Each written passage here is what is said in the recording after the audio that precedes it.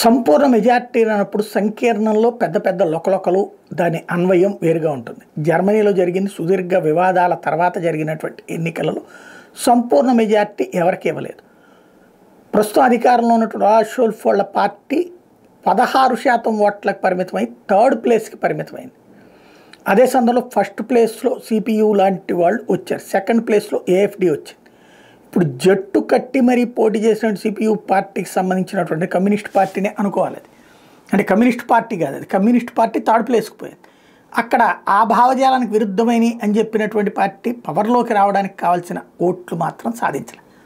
ఇప్పుడు వాళ్ళు ఏమంటున్నారు, ఓడిన పార్టీతో జట్టు కడతామంటున్నారు. అంటే మేము ఇక్కడ రెండు ఏఎఫ్డి రైటిస్ట్ పార్టీ, ఈ ఎస్పీ అనేటటువంటిది లెఫ్టిస్ట్ పార్టీ, అది రైటిస్టు ఇది లెఫ్టిస్టు. అదే సందర్భంలో మధ్యవాదపు పార్టీనే ఇప్పుడు అధికారంలోకి వచ్చింది. ఇప్పుడు సిడియు పార్టీ, ఇప్పుడు దానికి ఏఎఫ్డి ఒక వార్నింగ్ ఇచ్చింది.